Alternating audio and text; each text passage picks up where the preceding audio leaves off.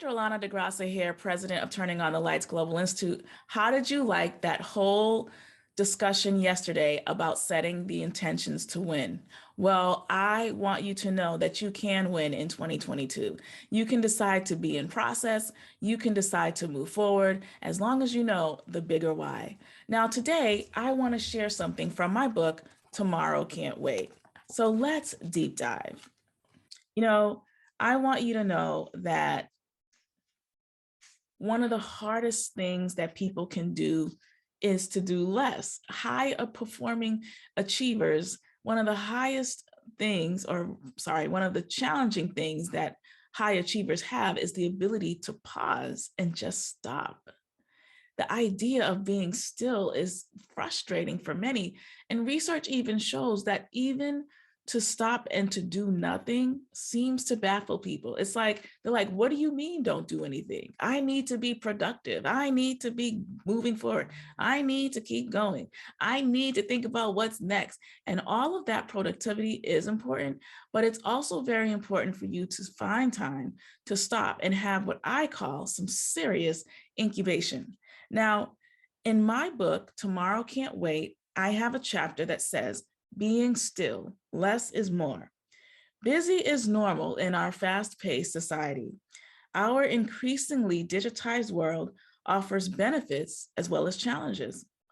We can communicate more easily with loved ones and colleagues, but we seem overindulged in the blings chiming from our phones. And this is just a small example of how we are becoming consumed by technology.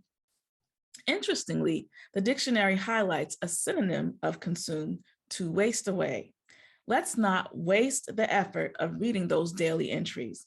How can we change if we can't find a consistent method of being still? This topic came up when I was speaking to a mentor.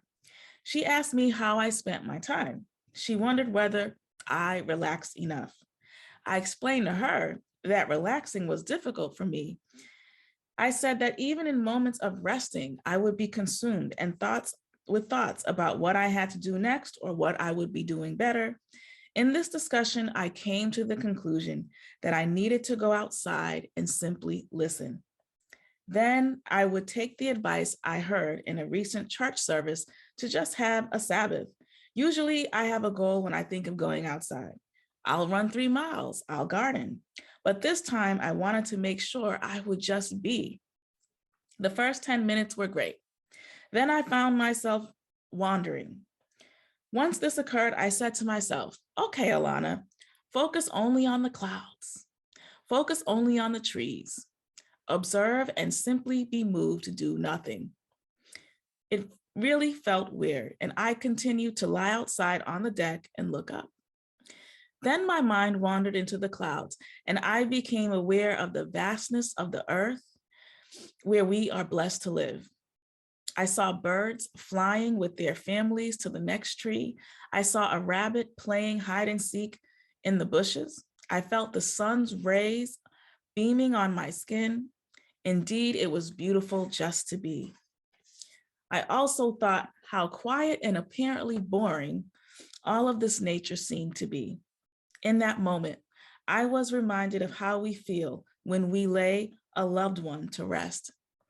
After a small few moments, we put them into the ground in a cemetery.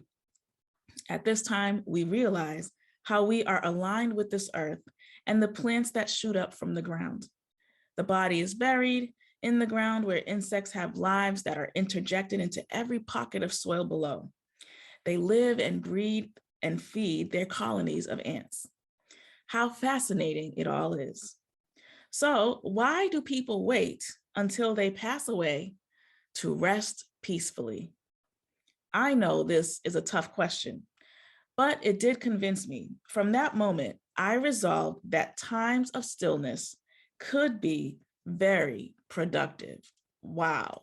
I mean, I remember that day like it was yesterday, that moment to pause and just take in nature and take in life and breathe in fresh air and look at what seemingly is so boring, but is so beautiful. And I do believe that one of the number one things we can do, even in the midst of winter, is we can take a moment to go outside, get some fresh air, look at the birds, look at the sky, look at the ground, look at all the working parts that we have of our body, and we can say, oh, look at that. Let me stop. Let me be reflective. Let me be grateful for all the things that I'm experiencing, even in this very present moment. And sometimes when we look at the news and when we look at our phones and when we look at everything around us, it's hard to think about how the simple things in life can bring us a lot of joy. So today, I want to just encourage you as you plan to win in 2022. Make sure that you also find time in this holiday season to pause, get still, and think about all the things that you naturally are grateful for. That's it for me today. Take care and make sure to subscribe to our website, dralanadegrasso.com.